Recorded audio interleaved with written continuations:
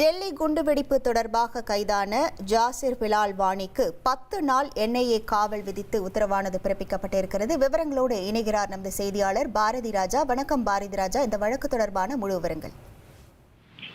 Delhi car குண்டுவெடிப்புக்கு காரணமாக சந்தேகிக்கப்படக்கூடிய நபரான உமருடன் தொடர்பில் இருந்ததாகத்தான் முதலில் ஜசீர் கைது செய்யப்பட்டிருந்தார் என்பது குறிப்பிடத்தக்கது.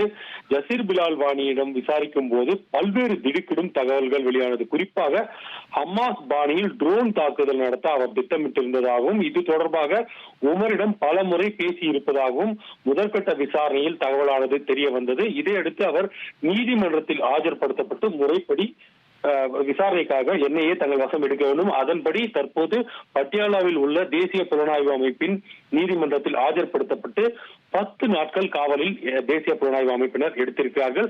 இந்த 10 நாட்கள் விசாரணையில் பல்வேறு முக்கியமான திருப்பங்கள் ஏற்படலாம் இந்த வழக்கில் என்று கூறப்படுகிறது. என்றால் அவர் தொழில்நுட்ப ரீதியான மிகவும் வலிமை வாய்ந்தவர் என்று கருதப்படும் நிலையில் அவர் ட்ரோன் தாக்குதல், குறிப்பாக ட்ரோன்ல கேமராக்கள் வைத்து மக்கள் அதிகம் கூடும் பகுதிகளை ரியல் டைம்ல கண்காணித்து தாக்குதல் நடத்த திட்டமிட்டிருந்ததாகவும் இது தொடர்பாக உமரிடம் ஆலோசனை நடத்தியதாகவும் சொல்லப்பட்டது. அது மட்டும் இல்ல, சிறிய வகை ராக்கெட்டுகளையும் இவர் தயாரித்து வந்ததாகவும் சமீப காலமாக இந்தியாவின் முக்கிய விஷயமாக கண்காணிக்கப்படும் ட்ரோன் எதிர்ப்பு கண்காணிப்பு, அந்த வளையத்தை எப்படி தாண்டுவது, அது போன்ற ஒரு தொழில்நுட்பங்களை இவர் மேம்படுத்தி வந்ததாகவும் கூறப்பட்டது.